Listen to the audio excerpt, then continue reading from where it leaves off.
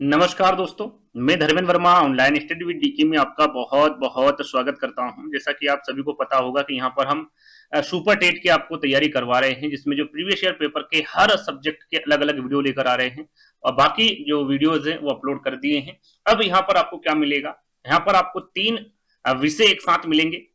बाल मनोविज्ञान, शिक्षण कौशल और सूचना तकनीक। ये दो तो एक जैसे विषय आप समझ सकते हैं, लेकिन जो सूचना तकनीक है ये थोड़ा सा अलग विषय हो गया, लेकिन इसके मात्र 5 ही प्रश्न पूछे जाते हैं। तो इस वजह से मैंने इसी वीडियो में ये 5 प्रश्न रख लिए हैं। बाकी इन दोनों के 10-10 प्रश्न, टोटल कितने हो जाएंगे आपके? टोटल 25 प्रश्न का ये वीडियो है। हर प्रश्न को आपको समझाया जाएगा, जैसे कि पुराने वीडियो में आपको समझाया गया है। इसकी पीडीएफ आपको चाहिए तो हमारे टेलीग्राम पर जुड़ जाइएगा, फ्री में आपको ये पीडीएफ उपलब्ध हो जाएगी। पहले भी हम आपको बता चुके हैं। तो ये 2019 का पेपर है, जिसमें हर विषय के आपको अलग अलग वीडियोज मिल रहे हैं। जो कॉमन है उनको कॉमन करके आपको बताए जा रहे हैं वीडियो, बाकी अलग अलग सब्जेक्ट के वीडियो, और हर एक प्रश्न को अच्छे से आपको समझाया भी जा रहा है। तो स्किप नहीं करना है, उन वीडियो को भी देखना है और इस वीडियो को भी देखना, आपको पता चलेगा किस प्रकार के प्रश्न पूछे जा रहे हैं। आई होप आपको ये वीडियो पसंद आएगा। तो चलिए शुरू करते हैं, ज्यादा समय आपका खराब नहीं करेंगे। जैसे कि हमने पहले बताया आपको, यदि आपको इसकी पीडीएफ चाहिए तो आप हमारे ऑनलाइन स्टडी विद डीके जो हमारा टेलीग्राम ग्रुप है उसे ज्वाइन कर लीजिएगा। वहां पर आपको सुपर टेट की जो भी अभी तक हमने वीडियोस बनाई है, सारी पीडीएफ हमने पहले ही अपलोड कर दी है, और जो बनाएंगे वो भी वहां पर आपको मिल जाएगी फ्री में, है ना। तो लिंक डिस्क्रिप्शन में है, जाकर जुड़ जाइएगा। ठीक, आगे बढ़ेंगे। तो सबसे पहले हम शिक्षण कौशल की बात करेंगे। शिक्षण कौशल के 10 प्रश्न पूछे गए थे। इन 10 प्रश्नों के बारे में आपको जानकारी देंगे, उसके बाद अगला विषय और उसके बाद अगला विषय, ऐसे करके आपको बाल मनोविज्ञान, शिक्षण कौशल और सूचना तकनीक, इन तीनों के बारे में इस वीडियो के माध्यम से बताया जाएगा। ठीक, आगे बढ़ेंगे। पहला प्रश्न आपसे पूछा गया था, निम्नलिखित में से कौन सा कथन शिक्षण के संदर्भ में सही नहीं है? हमेशा प्रश्न को ध्यान से पढ़ना है। कभी कभी आंसर आते हुए भी आप गलत कर देते। क्यों कर देते हैं? क्योंकि आपने प्रश्न को ध्यान से नहीं पढ़ा। यहाँ पर नेगेटिव प्रश्न पूछा गया। कौन सा प्रश्न है? नेगेटिव प्रश्न। जब आप एग्जाम हॉल से बाहर निकल कर आते तब पता चलता है कि ये तो मुझे पता था, लेकिन प्रश्न मैंने सही से पढ़ा नहीं, और ये विकल्प जो है, ये प्रश्न जो है वो हमारा गलत हो गया। इसलिए आपको प्रश्न को हमेशा ध्यान से पढ़ना है। नेगेटिव पूछा गया है या फिर पॉजिटिव पूछा गया है ना। तो यहाँ पर जो शिक्षण के संदर्भ में सही कथन कौन सा नहीं है, सीधा सीधा ये पूछा गया है कि भाई शिक्षण एक अंतः क्रियात्मक प्रक्रिया है, क्या ये सही है? शिक्षण एक त्रिमुखी प्रक्रिया है?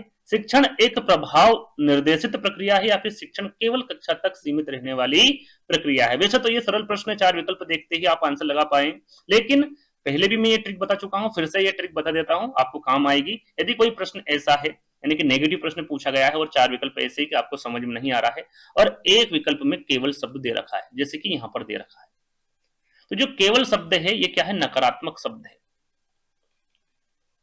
नकारात्मक शब्द कह लीजिए या फिर नेगेटिव शब्द कह लीजिए, कैसा है ये?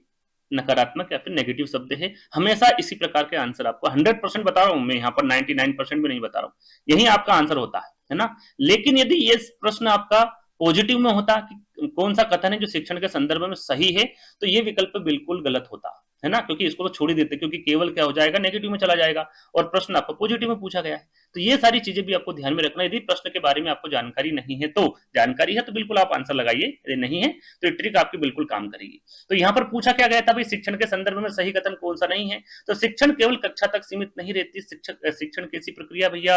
आप किसी से भी सीख सकते हैं। ये जीवन प्रयत्न चलने वाली एक व्यापक प्रक्रिया है, ना कि जो शिक्षण है वो आपकी सीमित रहने वाली प्रक्रिया है, या फिर केवल विद्यालय के 4 दीवारी तक सीमित है, ऐसा बिल्कुल नहीं। आप माता पिता से सीख सकते हैं, आप छोटे से सीख सकते हैं, आप बड़े से सीख सकते हैं, आप वातावरण, समाज, किसी के माध्यम से भी आप सीख सकते हैं। केवल जो शिक्षण है वो कक्षा तक सीमित नहीं है। तो फोर्थ वाला विकल्प क्या हो जाएगा आपका?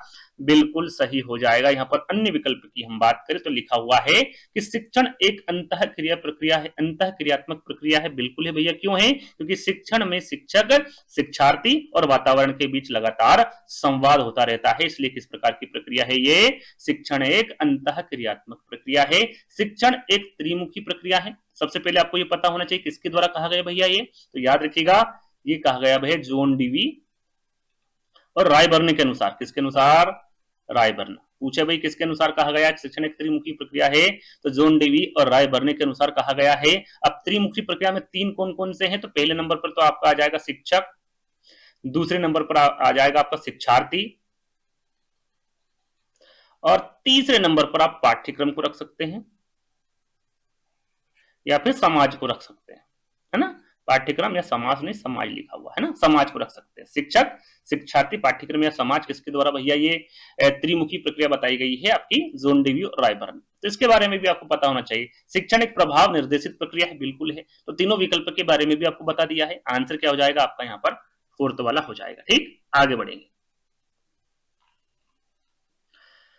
प्राथमिक विद्यालयों में मिड डे मील कार्यक्रम प्रारंभ करने का जो प्रमुख कारण है वो क्या है? सरल सा प्रश्न, 4 विकल्प पढ़ेंगे, आंसर आप सामने होगा आपका। समाज विस्तार करना, रोजगार वृद्धि करना, नामांकन संख्या बढ़ाना या फिर अध्यापकों का विकास करना, क्या होगा? तो सबसे पहले आपको ये पता होना चाहिए कि इसकी शुरुआत कब हुई थी। तो इसकी शुरुआत हुई थी 1995 में, है ना। कब हुई थी? 1995 में इसकी शुरुआत हुई थी। इस योजना का मुख्य शैक्षिक उद्देश्य क्या है ये आपको पता होना चाहिए। पहले क्या हुआ करता था कि जो बच्चे हैं, जो उनके माँ बाप है, जो गरीब होते थे, उनको स्कूल में बहुत कम भेजते थे, है ना, यानी कि संख्या बहुत कम होती थी सरकारी स्कूलों की। तो उसको बढ़ाने के लिए इस प्रकार की योजना चलाई गई थी। मिड डे मील योजना में क्या होता है, वहां पर खाना मिलता है, पौष्टिक आहार मिलता है। तो जो बच्चे के माँ बाप खाना नहीं दे सकते हैं, पौष्टिक आहार नहीं दे सकते हैं, गरीब है, जो पहले स्कूल नहीं भेजा करते थे, वो फिर स्कूल भेजना चालू किए ना, कि नामांकन संख्या क्या हुई वहां पर बढ़ने लगी, या फिर कह सकते हैं इसका जो उद्देश्य है गरीब और वंचित वर्ग के बच्चों को स्कूल आने के लिए प्रेरित करना, उनका नामांकन बढ़ाना और ड्रॉप आउट दर यानी कि स्कूल छोड़ने की दर को कम करना था। किसका? मिड डे मील कार्यक्रम का, है ना। तो ये जो सही आंसर हो जाएगा क्या हो जाएगा आपका, नामांकन संख्या बढ़ाना। तीसरा वाला विकल्प है आपका सही हो जाएगा। ठीक, आगे बढ़ेंगे। उद्दीपक अनुक्रिया सिद्धांत का प्रतिपादन किसके द्वारा किया गया था? सरल सा भैया, सभी को इसके बारे में पता होगा। यूपीटेट एग्जाम में काफी बार ये प्रश्न पढ़ा होगा आपने, पावलोव, थॉर्नडाइक, स्किनर या फिर कोहलर। उद्दीपक अनुक्रिया सिद्धांत, तो ये दिया था आपका थॉर्नडाइक ने। किसने दिया था भैया? थॉर्नडाइक ने आपका उद्दीपन अनुक्रिया सिद्धांत दिया था, और जिसे प्रयास एवं त्रुटि का सिद्धांत भी कहते हैं, आपको पता होगा। बाकी हम पावलोव की बात करें तो पावलोव ने किस पर दिया था भैया, ये पता होना चाहिए, किस पर प्रयोग किया था इनके द्वारा? तो भूखी बिल्ली पर। किस पर भैया? भूखी बिल्ली पर इनके द्वारा प्रयोग किया गया था। पावलोव की हम बात करें तो इन्होंने शास्त्रीय अनुबंधन सिद्धांत दिया, लिखूंगा नहीं, मौखिक रूप से बता देता हूं। पावलोव ने शास्त्रीय अनुबंधन का सिद्धांत दिया। स्किनर की हम बात करें तो इनके द्वारा क्रिया प्रसूत अनुबंधन का सिद्धांत दिया, और कोहलर की हम बात करें तो इनके द्वारा सूझ या फिर अंतर्दृष्टि सिद्धांत दिया। तो चारों के बारे में आपको पता होना चाहिए। ठीक, आगे बढ़ेंगे। पढ़ने और लिखने की अक्षमता है, यहाँ पर देखिए पढ़ने और लिखने की अक्षमता के बारे में पूछा गया है। सरल सा प्रश्न, 4 विकल्प देखेंगे तो आसानी से आप बता सकते हैं। ऑटिज्म, डिस्लेक्सिया, डिस्पेक्सिया या फिर अप्रेक्सिया। तो पढ़ने यानी पठन और लेखन संबंधित अक्षमता के बारे में पूछा गया है। तो याद रखिएगा ये डिस्लेक्सिया जो विकार होता है इससे ग्रसित होता है बच्चा। इसमें क्या होता है भैया, इसमें जो बच्चा होता है, जैसे उसने वाज लिख दिया तो वाज को क्या पढ़ देगा, वो सा पढ़ देगा, लिख भी वो सा देगा। तो ये जो गलतियां होती है किसमें होती हैं? डिस्पेक्सिया में होती हैं। तो याद रखिएगा इसमें पढ़ने में कठिनाई होने के कारण सीधा इसका जो नकारात्मक प्रभाव होता है बच्चे के लिखने और स्पेलिंग पर भी पड़ता है, इसलिए इसे पढ़ने और लिखने की अक्षमता कहा जाता है। बाकी हम यहाँ पर ऑटिज्म की बात करें, जैसे कि 3 विकल्प और बच गए, तो इनकी बात करें तो ऑटिज्म यहाँ एक विकासात्मक विकार है जिसमें व्यक्ति को समाज में घुलने मिलने और बातचीत करने में संवाद या फिर जो संवाद होता है उसमें परेशानी होती है। जो बच्चा है या फिर जो व्यक्ति है वो नजर नहीं मिला पाता है, बात नहीं कर पाता है ना। इस प्रकार की जो अक्षमता होती है कौन सी होती है? ऑटिज्म होती है। ठीक, डिस्प्रेक्सिया की हम बात करें, यहाँ पर डिस्प्रेक्सिया भी विकल्प में है। तो यह मांसपेशियों के समन्वय से जुड़ी अक्षमता है, जैसे कि जो बच्चा है उसको जूते के फीते बांधने या फिर पेन का सही ढंग से पकड़ने में दिक्कत होती है। इस प्रकार के बच्चे किससे ग्रसित होते हैं? डिस्प्रेक्सिया से ग्रसित होते हैं। अप्रेक्सिया क्या है भैया? इसमें क्या होता है, यहाँ एक मस्तिष्क से संबंधित विकार होता है जिसमें शारीरिक क्षमता होने के बावजूद व्यक्ति इच्छित गतियां या फिर कार्य नहीं कर पाता है, जैसे कि जो निर्देश मिलने पर हाथ हिलाने या होठों को घुमाने में वो असमर्थ होता है। इस प्रकार का जो विकार होता है किसमें होता है, किस प्रकार की अक्षमता में होता है? अप्रेक्सिया में होता है ना। तो चारों के बारे में बता चुका हूं। यहाँ पर पढ़ने और लिखने की अक्षमता के बारे में पूछा गया था, तो डिसलेक्सिया होगा। ठीक, आगे बढ़े। किसने कहा था कि नवाचार एक ऐसा विचार है जिसमें व्यक्ति नवीनता का अनुभव करता है? ये किसके द्वारा कहा गया? ये पूछा गया है 2019 के पेपर में, और काफी अच्छा प्रश्न है, आगे भी पूछा जा सकता है। बर्नेट ने, रोजर्स ने, माइल्स ने या फिर एलन ने। तो ये कहा था आपका E.M. रोजर्स द्वारा कहा गया था कि नवाचार एक ऐसा विचार है जिसमें व्यक्ति नवीनता का अनुभव करता है। तो यहाँ पर जो दूसरा वाला विकल्प हो जाएगा वो बिल्कुल सही हो जाएगा। ठीक, आगे बढ़ेंगे। भारतीय शिक्षा के इतिहास में सर्वप्रथम किस समिति ने अपव्यय एवं अवरोधन पर विचार किया था? किसके द्वारा किया गया था भाई अपव्यय एवं अवरोधन पर विचार? हार्टोंग समिति ने, यशपाल समिति ने, मेहता समिति ने या फिर जाकिर हुसैन समिति ने? क्या होगा सही आंसर? तो ये जो विचार किया गया था ये हार्टोंग समिति द्वारा किया गया था। कौन सा? अपव्यय एवं अवरोधन पर विचार। अब ये कब किया गया था? तो याद रखिएगा 1929 में, है ना। 1929 में सर लेपिंग हार्टोज की अध्यक्षता में बनी इस समिति ने प्राथमिक शिक्षा में अपव्यय और अवरोधन की समस्या को सबसे पहले उठाया था। कब उठाया था? 1929 में। किसके द्वारा? फिलिप हार्टोंग, है ना। और ये हार्टोंग जो शब्द, जो इनका सरनेम था, उसी के नाम से ही समिति पड़ी थी, हार्टोंग समिति। ठीक, ये आपको पता होना चाहिए। अब ये अपव्यय क्या है भैया? यहाँ पर देखिए अपव्यय और अवरोधन शब्द लिखा हुआ है। तो अपव्यय क्या है? बच्चे का जो प्राथमिक शिक्षा पूरी किए बिना ही स्कूल छोड़ देना, इसे कहते हैं अपव्यय, है ना। और अवरोधन किसे कहते हैं? किसी बच्चे का एक ही कक्षा में एक से अधिक वर्ष तक फेल होकर रुक जाना, यानी कि उसे अवरोधन होना। एक ही कक्षा में कई साल तक फेल होना, यानी कि वहीं पर रुक जाना। तो ये जो मुद्दा उठाया था, किसके द्वारा उठाया गया था? पहली बार आपका हार्टो समिति द्वारा उठाया गया था 1929 में। ठीक, बाकी हम यहाँ पर तीनों विकल्पों की बात कर लें। यशपाल समिति दूसरा विकल्प है। तो यहाँ पर 1992 यानी कि 1992 की हम बात करें तो प्रोफेसर यशपाल के नेतृत्व में बनी इस समिति ने शिक्षा बिना बोझ के लर्निंग विदाउट बर्डन, आपने सुना होगा। ये कौन सी समिति द्वारा दिया गया था? यशपाल समिति द्वारा। क्या कहा था इन्होंने? कि शिक्षा जो है वो बिना बोझ की होनी चाहिए, यानी कि बच्चों के भारी स्कूल बैग के वजन को कम करने की सिफारिश किसके द्वारा की गई थी? यशपाल समिति द्वारा की गई थी 1992 में। मेहता समिति की हम बात करें तो याद रखिएगा भैया 1957। क्या याद रखना है? 1957 बलवंत राय मेहता समिति इसका पूरा नाम है। इसका संबंध पंचायती राज व्यवस्था यानी कि त्रिस्तरीय राज व्यवस्था के बारे में आपने सुना है, वो इन्हीं के द्वारा दिया गया है। ग्राम पंचायत, पंचायत समिति और जिला परिषद का गठन इन्हीं के द्वारा किया गया, मेहता समिति के द्वारा, है ना। पूरा नाम क्या है इसका? बलवंत राय मेहता समिति। जाकिर हुसैन समिति की हम बात कर ले भैया तो याद रखना 1937। क्या याद रखना है? 1937। इन्होंने महात्मा गांधी की वर्धा शिक्षा योजना यानी कि जो बेसिक शिक्षा है उसका पाठ्यक्रम तैयार किया, यानी कि उदाहरण के बारे में हम बात करें कि बच्चों को हस्तशिल्प आधारित शिक्षा देना, जैसे कि सूत काटना, ये सारी जो चीजें हैं ये कौन सी समिति द्वारा दिया गया था? तो ये जाकिर हुसैन समिति 1937 ना, बेसिक शिक्षा जिसे वर्धा शिक्षा योजना भी कहा जाता है। तो चारों समिति के बारे में बता दिया किसने क्या किया, अपव्यय और अवरोधन किसे कहते हैं, किसने इसकी सिफारिश की, ये सारी चीजें मैं आपको बता चुका हूं। तो सही आंसर क्या हो जाएगा आपका? पहला वाला हो जाएगा। ठीक, आगे बढ़ेंगे। परम शून्य स्थिति होती है, जो परम शून्य स्थिति है ये किस स्केल में होती है ये पूछा गया है। नामित स्केल में, अंतरिम स्केल में, क्रमिक स्केल में या फिर अनुपातिक स्केल में। तो जब परम शून्य के बारे में पूछे तो याद रखिएगा ये अनुपातिक स्केल में होती है परम शून्य, यानी कि किसी वस्तु का वजन 0 किलोग्राम है तो इसका मतलब है कि उसमें कोई वजन है ही नहीं। इसे क्या कहा जाता है? परम शून्य स्थिति। और ये कौन से स्केल में होती है? अनुपातिक स्केल में। अब यहाँ पर नामित स्केल भी दिया हुआ है, अंतरिम स्केल भी दिया हुआ है, क्रमिक स्केल भी दिया हुआ है, तो इसके बारे में भी आपको पता होना चाहिए। यहाँ पर देखिए नामित स्केल के बारे में पूछे, यदि आपसे पूछे कि केवल नाम या वर्ग के आधार पर चीजों को बांटा जाता है, कौन सी स्केल में बांटा जाता है? तो वो नामित स्केल में बांटा जाता है। अंतरिम स्केल के बारे में पूछ ले कि भैया दूरिया, इसमें दूरिया बराबर होती लेकिन परम शून्य इसमें नहीं होता है। दूरिया कैसी होती? इसमें बराबर होती है। जैसे कि जो थर्मामीटर देखा है आपने, वो 0 डिग्री सेल्सियस तापमान है, इसका मतलब यह नहीं है कि तापमान बिल्कुल नहीं है, बल्कि यहाँ केवल एक बिंदु है। इस प्रकार का स्केल कौन सा होता है? अंतरिम स्केल होता है। क्रमित स्केल के बारे में हम बात कर ले भैया तो इसमें गुणों के मात्रा के आधार पर क्रम दिया जाता है, जैसे कक्षा में प्रथम आना, द्वितीय आना, तृतीय स्थान आना। ये कौन सा स्केल है? ये आपका क्रमित स्केल है। तो यहाँ पर परम शून्य स्थिति का स्केल के बारे में पूछा गया था, किसमें होती है? तो ये अनुपातिक स्केल में होती है। फोर्थ वाला विकल्प क्या हो जाएगा आपका? सही हो जाएगा, है ना। आंसर आपका दूसरा नहीं, आप आंसर दूसरा मत समझ लीजिएगा। आंसर कौन सा हो जाएगा आपका? फोर्थ वाला। ठीक, आगे बढ़े। पाठ प्रस्तावना कौशल का मुख्य संगठक क्या है? पाठ प्रस्तावना कौशल का मुख्य संगठक पूछा गया। पूर्व ज्ञान है, व्याख्यान है, श्यामपट्ट लेखन है या फिर गृह कार्य है। तो यहाँ पर पाठ प्रस्तावना कौशल का मुख्य संगठक क्या होगा भैया? पूर्व ज्ञान होगा। पुराने ज्ञान को नए ज्ञान से जोड़ना, नए ज्ञान से जोड़ना, या फिर कह सकते हैं कि भैया छात्र होते हैं पुराने ज्ञान यानी कि पूर्व ज्ञान को नए पढ़ाए जाने वाले ज्ञान से जोड़ना होता है, ताकि वे नई विषय वस्तु के लिए मानसिक रूप से तैयार हो सके। जैसे कि यदि आपको बच्चे को जल चक्र के बारे में पढ़ाना होगा तो पहले जल के बारे में उन्हें बताना होगा कि भाई कहां पर मिलता है, कैसे मिलता है। पहले उन्हें पूर्व ज्ञान बताना होगा, जो जल के बारे में पता है पहले उनके बारे में बताना होगा, उसके बाद आपको नया ज्ञान देना होगा, जल चक्र के बारे में बताना होगा। उसे क्या कहते हैं भैया? पूर्व ज्ञान कहते हैं ना। अब यहाँ पर व्याख्यान, श्यामपट्ट और गृह कार्य भी लिखा हुआ है। व्याख्यान के बारे में हम देखें, सरल सा है भैया, यहाँ विषय वस्तु को विस्तार से समझाने की क्या है, शिक्षण विधि है। जैसे कि आप यदि ऐतिहासिक घटना की कहानी सुना रहे हैं तो उसे आप व्याख्यान मान सकते हैं, व्याख्यान मान सकते हैं।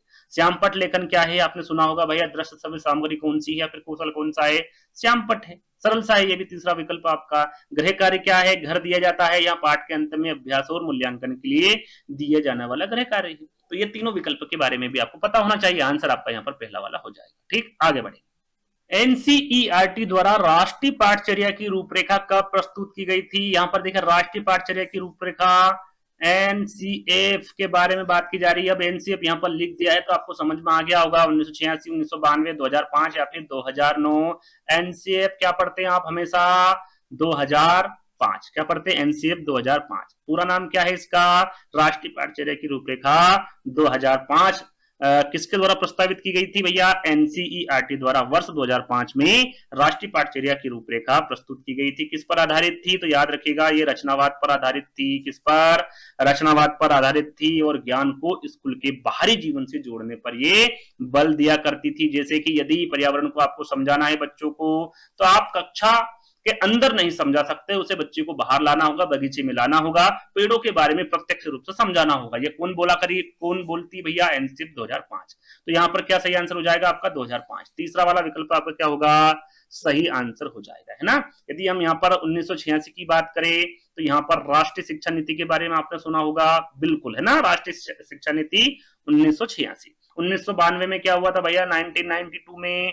तो 1986 की जो नीति है उसमें संशोधन किया गया था। कब किया गया था? 1992 में। 2009 में क्या हुआ था? आरटी एक्ट, ये अभी हमने देखा था, आरटी एक्ट 2009, है ना। तो ये 2009, 1992, 1986, इन तीनों के बारे में भी आपको पता होना चाहिए। ये कब लागू हुआ था आरटी एक्ट 2009? ये प्रश्न पूछा गया था, क्या बताया था मैंने आपको? 1 अप्रैल 2010, है ना। यदि लागू पूछे तो ये 1 अप्रैल 2010 को लागू हुआ था। 2009 में इसकी शुरुआत हुई थी, इसलिए इसको आरटी एक्ट 2009 कहा जाता है। ठीक, तो ये सारी चीजें मैं आपको पहले भी बता चुका हूं। आगे बढ़ेंगे। ये आपका शिक्षण कौशल का अंतिम प्रश्न है। 51 से हमने शुरू किया था और 60 पे खत्म कर देंगे, ना। ये जो 51, 60 वगैरह जो विकल्प आपको देखने को, प्रश्न संख्या देखने को मिलेगी, जो पेपर में था वही मैंने रखा है, कुछ अलग से छेड़छाड़ नहीं की है ना। तो प्रश्न पूछा गया है कि शैक्षिक प्रशासन उपयुक्त विद्यार्थियों को उपयुक्त शिक्षकों द्वारा समुचित शिक्षा प्राप्त करने योग्य बनाता है, जिससे वे उपलब्ध अधिक साधनों का उपयोग करके अपने प्रशिक्षण से सर्वोत्तम को प्राप्त करने में समर्थ हो सकते हैं। जो परिभाषा दी गई है, जो अभी हमने पढ़ा, ये जो परिभाषा है, ये किसके द्वारा दी गई है? तो याद रखिएगा, यह वेलफेयर ग्राहम द्वारा दी गई परिभाषा। किसके द्वारा? वेलफेयर ग्राहम द्वारा दी गई परिभाषा है। तीसरा वाला विकल्प आपका बिल्कुल सही आंसर हो जाएगा। ठीक, आगे बात करेंगे। ये जो 10 प्रश्न है आपके खत्म हो गए। यहाँ पर किसके थे? ये शिक्षण कौशल के, है ना।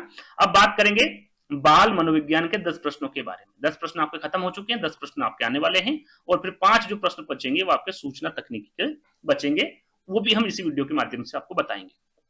भारतीय पुनर्वास परिषद की जो स्थापना है, इसका उद्देश्य पूछा गया है, किस लिए हुई थी भैया इसकी स्थापना? दूरस्थ शिक्षा के लिए, पर्यावरण शिक्षा के लिए, दिव्यांगजन की शिक्षा, या फिर उपरोक्त में से कोई नहीं। दूरस्थ शिक्षा नहीं होगा, पर्यावरण शिक्षा नहीं होगा, उपरोक्त में से कोई नहीं होगा। किस लिए हुई थी? दिव्यांगजन की शिक्षा के लिए इसकी स्थापना हुई थी, भारतीय पुनर्वास परिषद की। तो राइट आंसर क्या हो जाएगा आपका? यहाँ पर तीसरा वाला हो जाएगा। ठीक, आगे बढ़ेंगे। अगला प्रश्न पूछा गया है आपसे, विकासात्मक दिशा का नियम सम्मिलित करता है। मस्तकाधोमुखी नियम में निकट से दूर का नियम, 1 या 2, या फिर ना तो 1 और ना ही 2? क्या होगा सही आंसर? सरल सा प्रश्न है, काफी बार इसके बारे में पूछा जाता है। तो यहाँ पर देखिए, विकासात्मक दिशा 2 प्रकार की होती है। कितने प्रकार की होती हैं? 2 प्रकार की होती है। एक होती है मस्तकाधोमुखी नियम। कौन सा होता है? मस्तकाधोमुखी नियम। और दूसरा होता है नियम से दूर का नियम, है ना। तो ये दोनों नियम है, मस्तकाधोमुखी नियम और निकट से दूर का नियम। विकासात्मक दिशा का नियम सम्मिलित दोनों में होता है। तो आंसर क्या हो जाएगा आपका? 1 और 2 होता है। अब मस्तकाधोमुखी नियम में क्या होता है, इसका विकास जो होता है, जो बच्चा है उसका विकास शुरू कहां से होता है, तो शुरू होता है सिर से शुरू होकर पैरों की तरफ जाता है। जैसे कि पहले बच्चा अपनी गर्दन पर नियंत्रण पाता है और फिर धड़ और फिर अंत में पैरों पर अपना नियंत्रण करता है। वो नियम कौन सा है, वो सिद्धांत कौन सा है, विकासात्मक दिशा का मस्तकाधोमुखी सिद्धांत या फिर मस्तकामुखी नियम भी आप कह सकते हैं। निकट से दूर का नियम, इसमें क्या होता है, विकास जो होता है वो शरीर के केंद्र यानी कि रीढ़ की जो हड्डी होती है उससे शुरू होता है और वहां जो शुरू होकर कहां पर जाता है, बाहर की ओर चला जाता है, यानी कि हाथ पैरों के सिरों तक चला जाता है। जैसे कि बच्चा पहले पूरे हाथ को एक साथ हिलाता है, फिर कोहनी को हिलाता है, फिर कलाई को हिलाता है और अंत में उंगलियों से चीजें पकड़ना सीख जाता है। ये नियम कौन सा है, ये सिद्धांत कौन सा है, निकट से दूर का, है ना। तो दोनों सिद्धांत किससे संबंधित है, विकासात्मक दिशा से संबंधित है। एक सिद्धांत है, आप नियम भी इन्हें कह सकते हैं। तो आंसर क्या हो जाएगा आपका, यहाँ पर तीसरा वाला हो जाएगा। ठीक, आगे बढ़ेंगे। मार्गरेट मिड के अनुसार व्यक्तिगत भिन्नताओं के लिए सर्वाधिक महत्वपूर्ण कारक क्या है। सर्वाधिक महत्वपूर्ण कारक पूछा गया, जैविक है, मनोवैज्ञानिक है, सजाती है या फिर सांस्कृतिक है। तो यहाँ पर सही आंसर क्या हो जाएगा भैया, मार्गरेट मिड के अनुसार पूछा गया था व्यक्तिगत भिन्नताओं के लिए सर्वाधिक महत्वपूर्ण कारक, तो वो क्या बताया गया इनके द्वारा, सांस्कृतिक बताया गया। क्या बताया गया है, सांस्कृतिक बताया गया है। यहां सिद्ध किया है कि व्यक्तियों के व्यवहार, व्यक्तित्व और लैंगिक भिन्नताओं पर उसकी संस्कृति का सबसे गहरा प्रभाव पड़ता है। किसने सिद्ध किया है, मार्गरेट मिड, है ना। तो व्यक्तिगत भिन्नताओं के लिए सर्वाधिक महत्वपूर्ण कारक जो बताया गया है मार्गरेट मिड द्वारा, वो सांस्कृतिक को बताया गया है। तो फोर्थ वाला विकल्प क्या हो जाएगा आपका, सही हो जाएगा। ठीक, आगे बढ़ेंगे। ब्रेल लिपि के बारे में पूछा गया है और सरल सा प्रश्न सभी को पता है। ब्रेल लिपि के जनक कौन है, चार्ल्स ब्रेल है, लुई ब्रेल है, बारबियर ब्रेल है या फिर इनमें से कोई नहीं। तो जो ब्रेल शब्द यहाँ पर दिया हुआ है कंफ्यूज करने के लिए दिया हुआ है। सही आंसर मुझे लगता है सभी को पता है, क्या होगा भैया इसका, लुई ब्रेल है ना। इनके द्वारा जो दृष्टिबाधित यानी कि जो अंधे बच्चे होते हैं या फिर अंधे लोग होते हैं, उनके पढ़ने और लिखने के लिए इस्तेमाल होने वाली जो ब्रेल लिपि है, इसका आविष्कार इनके द्वारा किया गया था। कहाँ के रहने वाले थे, फ्रांस के रहने वाले थे। कब किया गया था, तो सन यदि पूछे तो 1824 में किया गया था। इस लिपि में कितने उभरे हुए बिंदु होते हैं, कितने उभरे हुए बिंदु पर आधारित होती है पूछा जाता है, तो 6 बिंदुओं पर आधारित होती है। कितने बिंदुओं पर भैया, 6 बिंदुओं पर, है ना। ये विशेषकर ध्यान दीजिएगा, एक दृष्टिबाधित बच्चा अपनी उंगलियों से कागज पर जो उभरे हुए इन जो 6 बिंदु होते हैं, इनके पैटर्न को छूकर अक्षर और शब्द को क्या कर लेता है भैया, पढ़ लेता है। ठीक, तो यहाँ पर जो दूसरा वाला विकल्प है ये बिल्कुल सही हो जाएगा। प्राचीन अनुबंधन का सिद्धांत किसने दिया, सरल सा है, सभी को मुझे लगता है इसका आंसर पता होगा। प्राचीन अनुबंधन का सिद्धांत पूछा गया है, स्किनर, स्पिनोविच, पावलाव या फिर बीने। तो प्राचीन अनुबंधन का सिद्धांत किसके द्वारा दिया गया है, सभी को पता भैया, पावलाव द्वारा। किस पर प्रयोग किया था भैया इनके द्वारा, तो इनके द्वारा कुत्ते पर प्रयोग किया था। किस पर, कुत्ते पर। और इनको 1904 में नोबेल पुरस्कार भी मिला था। सीधे सीधे ये प्रश्न भी पूछा जाता है कि भैया 1904 में नोबेल पुरस्कार पाने वाले कौन से वैज्ञानिक है, तो पावलाव है। स्किनर की हम बात करें तो इनके द्वारा कौन सा सिद्धांत दिया भैया, तो इनके द्वारा क्रिया प्रसूत अनुबंधन। कौन सा, क्रिया प्रसूत अनुबंधन जो सिद्धांत है वो किसके द्वारा दिया गया है, स्किनर के द्वारा दिया गया है। किस पर इनके द्वारा प्रयोग किया गया था भैया, चूहे पर किया था। स्पोनोविच, ये नाम सुना है क्या कभी आपने, नहीं सुना है ना। भ्रामक यानी भ्रामकता यानी कि विकल्प आपके गलत है, ये किसी प्रकार का इनके द्वारा सिद्धांत नहीं दिया गया है। बीने की हम बात करें, अल्फ्रेड बीने की बात करें तो इनके द्वारा क्या दिया गया है, बुद्धि परीक्षण। सबसे पहला बुद्धि परीक्षण पूछते ना, बुद्धि परीक्षण, वो इन्हीं के द्वारा दिया गया है। यहाँ पर लिख देता हूं, बुद्धि परीक्षण। ये किसके द्वारा दिया गया भैया, तो ये बीने के द्वारा, अल्फ्रेड बीने के द्वारा दिया गया है। कब दिया गया था, सन पूछे तो 1905, है ना, सन भी पूछा जाता है तो 1905 आपको ध्यान में रखना। ठीक, तो यहाँ पर सही आंसर क्या हो जाएगा आपका, तीसरा वाला हो जाएगा। आगे बढ़ेंगे। हेरिडिटरी जीनियस नामक जो पुस्तक है ये किसके द्वारा लिखी गई थी, काफी पॉपुलर पुस्तक है। पूछा जाता है कैटेल, गाल्टन, टर्मेन या फिर टर्मन या फिर पियर्सन। तो हेरिडिटरी जीनियस जो नामक पुस्तक है ये किसके द्वारा लिखी गई थी, तो याद रखिएगा फ्रांसिस गाल्टन के द्वारा। कब लिखी गई थी, 1869। एक शब्द और आता है, सुजन शास्त्र। क्या था भैया, सुजनन शास्त्र। तो सुजनन शास्त्र के पिता या फिर जनक किसे कहा जाता है, सीधा सीधा प्रश्न पूछा जाता है। तो याद रखिएगा जो सुजनन जा लिखा हुआ है ना, जो सुजनन शास्त्र के जनक है वो किसे माना जाता है, वो भी आपके गाल्टन को यानी कि फ्रांसिस गाल्टन को माना जाता है। और इस पुस्तक के बारे में पूछे तो ये भी किसके द्वारा लिखी गई है, गाल्टन के द्वारा लिखी गई है। ये आपको पता होना चाहिए, है ना। तो दूसरा वाला विकल्प है आपका सही आंसर होगा। कब लिखी गई थी ये भी आपको पता होना चाहिए, 1869 में लिखी गई। ठीक, आगे बढ़ेंगे। अगला प्रश्न आपसे पूछा गया है यहां पर, कि निम्नलिखित में से कौन सा कारक बालक के विकास को प्रभावित करता है? बालक के विकास को कौन सा विकल्प या कौन सा कारक प्रभावित करता है? अंतःस्रावी ग्रंथि, पौष्टिक भोजन, रोग तथा चोट, या फिर उपरोक्त सभी? सरल सा प्रश्न। यदि 4 विकल्प पढ़ेंगे तो आपको पता लगेगा कि भैया जो बालक के विकास को प्रभावित करने वाला कारक है वो अंतःस्रावी ग्रंथियां भी है, पौष्टिक भोजन भी है और रोग तथा चोट भी है। तो उपरोक्त सभी आंसर क्या हो जाएगा? यहाँ पर आपका बिल्कुल सही आंसर हो जाएगा। ठीक, आगे बढ़ेंगे। गेने के अधिगम सोपान का सही क्रम आपको बताना है। रावण गेने इनका पूरा नाम है। इनके द्वारा कितने अधिगम सोपान बताए? यहाँ पर देखिए सही क्रम बताना है और यहाँ पर मात्र इनके द्वारा 3 सोपान यहाँ पर विकल्प में दिए गए हैं, नियम अधिगम, संपत्ति अधिगम और समस्या समाधान। अब इन्हीं को उलटफेर करके चारों विकल्पों में बता दिया गया है। तो सबसे पहले आपको पता होना चाहिए गेने के अधिगम सोपान जो है वो कितने हैं, कितने प्रकार के इनके द्वारा बताए गए हैं। तो 8 प्रकार के, 8 प्रकार के पदानुक्रम कह सकते हैं, अधिगम सोपान कह सकते हैं, स्तर कह सकते हैं। कितने प्रकार के बताए हैं? 8 प्रकार के बताए। यहाँ पर 3 दिए गए हैं तो पहले हम 8 प्रकार को देखेंगे। उससे पहले आपको पता होना चाहिए कि गेने ने कौन सी पुस्तक लिखी है? The conditions of learning. कौन सी? The conditions of learning. और इसी में ये जो 8 प्रकार बताए हैं, 8 स्तर बताए गए अधिगम सोपान के, वो इसी पुस्तक में बताए गए हैं। द कंडीशंस ऑफ लर्निंग सीधा सीधा पूछा जाता है किसके द्वारा लिखी गई है? तो रॉबर्ट गेने के द्वारा लिखी गई है। और इनके द्वारा जो 8 प्रकार बताए गए हैं, इनके द्वारा सरल से कठिन की ओर बताए गए, सरल से कठिन की ओर।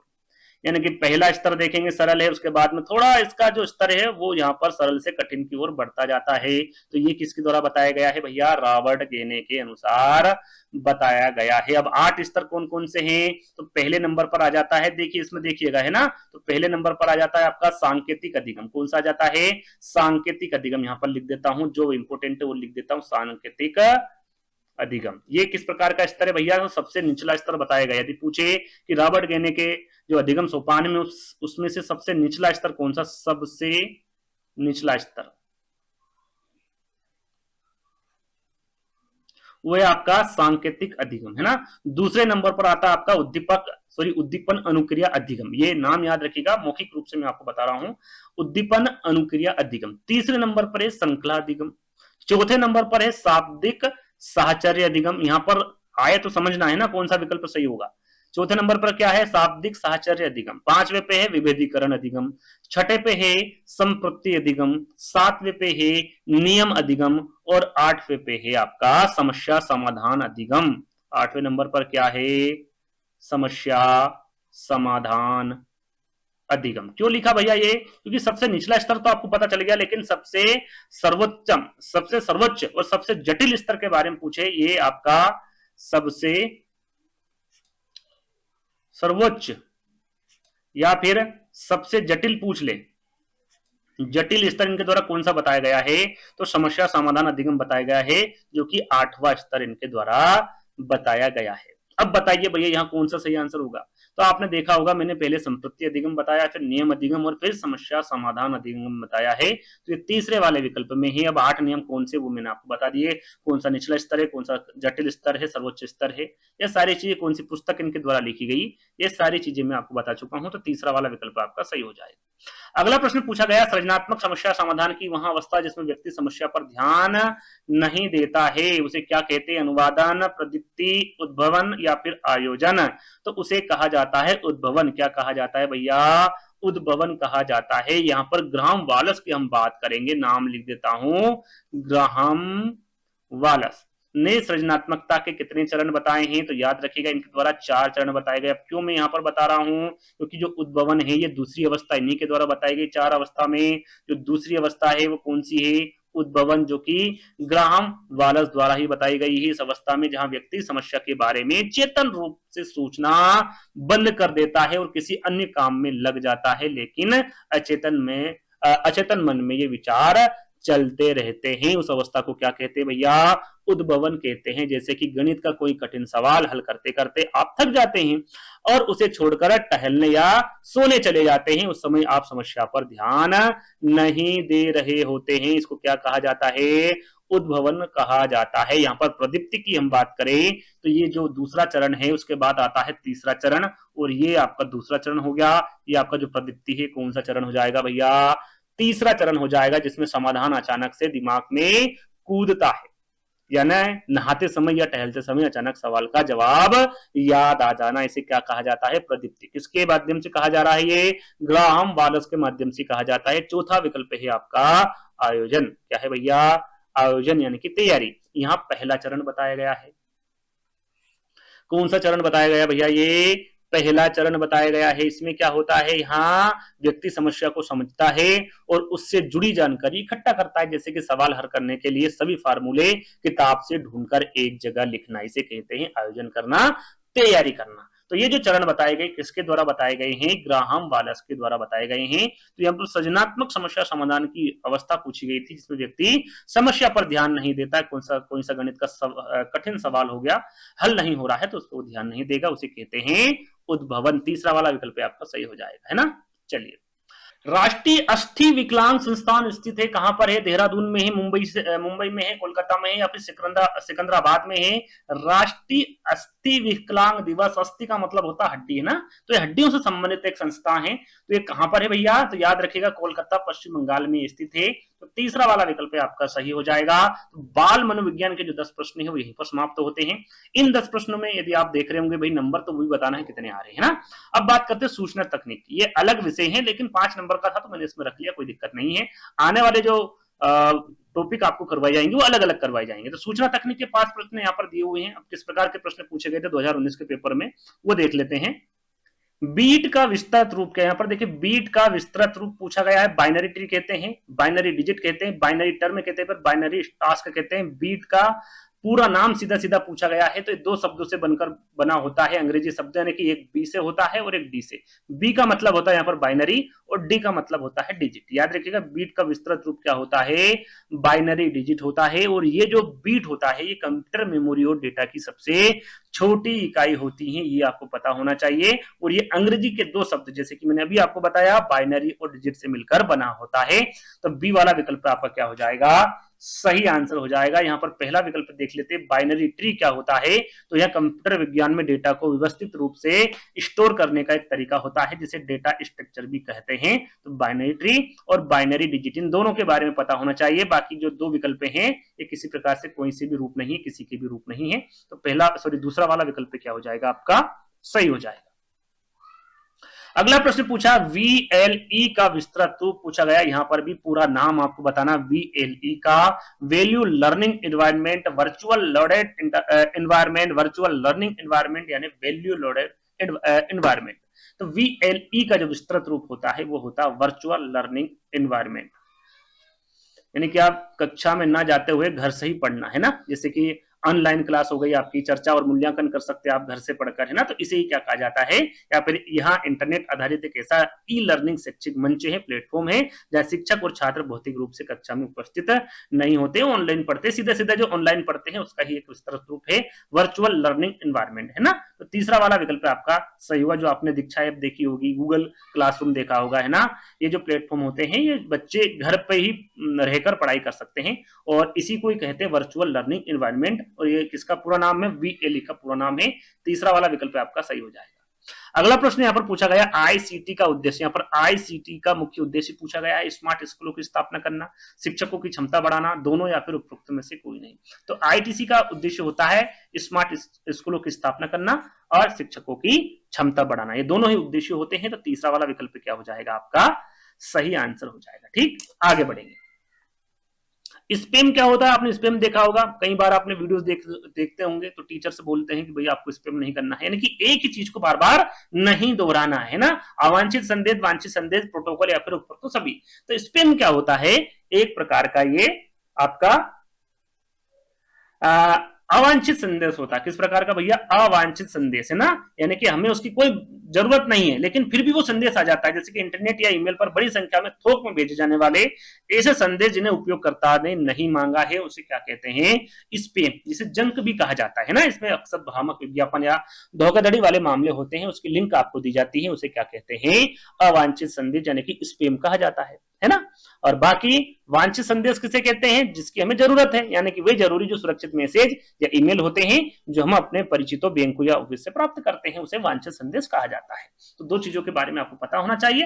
तो स्पैम क्या होता है? अवांछित संदेश होता है। अगला और अंतिम प्रश्न, ये 5 प्रश्न थे आपने सूचना तकनीक के, है ना। तो ये अंतिम प्रश्न है आपका, निम्नलिखित में से प्राइमरी मेमोरी क्या होती है। देखिए, एक होती है आपकी रोम और एक होती है रैम। क्या होती है, एक जो प्राइमरी मेमोरी होती वो होती है, एक रोम होती है, एक रैम होती है। जो रोम होती है वो क्या होती है और रैम क्या होती है, इन दोनों के बारे में आपको पता होना चाहिए। सबसे पहले इसका आंसर देख लेते हैं। निम्नलिखित में से प्राइमरी मेमोरी के बारे में पूछा गया, flop disk, hard disk, CD ROM या फिर रोम। तो उसे कहते हैं रोम। क्या कहते हैं भैया, रोम। ये क्या होती है, ये एक स्थायी मेमोरी होती है, सॉरी स्थायी, क्या होती है, इसे स्थायी मेमोरी कहते हैं। इसका पूरा नाम क्या है रोम का, रैंडम ओनली, सॉरी हाँ redeem, sorry read only memory. क्या बोलते हैं इसको, पूरा नाम क्या है इसका, रीड ओनली मेमोरी, है ना। ये इसका पूरा नाम होता है ना, जो कि एक स्थायी मेमोरी होती है रोम। रैम क्या है भैया, तो रैम एक प्रकार की अस्थायी मेमोरी होती है। क्या होती है, अस्थायी मेमोरी होती है। इसका क्या नाम है, इसका नाम है भैया रैंडम एक्सेस मेमोरी, है ना। इसका पूरा नाम भी पूछा जा सकता है, जैसे कि पहले पूछा, रैम का पूरा नाम है रैंडम एक्सेस मेमोरी, ये एक अस्थायी मेमोरी होती है। रोम का फुल फॉर्म होता है रीड ओनली मेमोरी, जो कि एक स्थायी मेमोरी होती है। तो यहाँ पर प्राइमरी मेमोरी के बारे में पूछा गया है, तो कौन सी होगी भैया, रोम होगी, है ना। तो ये रहे आपके टोटल 25 प्रश्न। एक से एक नंबर से लगाकर देखेंगे तो 25 प्रश्न आपके टोटल हो जाएंगे, जिसमें बाल मनोविज्ञान के 10 प्रश्न, शिक्षण कौशल के 10 प्रश्न और सूचना तकनीक के 5 प्रश्न। 3 विषय आपको एक ही वीडियो में कंप्लीट करा चुके हैं। तो आई होप आपको जो वीडियो पसंद आया होगा। पसंद आए तो क्या करना है, वीडियो को लाइक करना है, शेयर करना है और चैनल को सब्सक्राइब कर लेना है। यदि इस प्रकार के और भी वीडियो चाहिए तो, यदि कोई सुपर टेट की तैयारी कर रहे हैं तो उनको वीडियो को शेयर कर देना है। तो आई होप आपको ये वीडियो पसंद आया होगा। हम हमारी वाणी को यही विराम देते हैं, अगली वीडियो में जल्द मिलेंगे। जब तक के लिए जय हिंद, वंदे मातरम।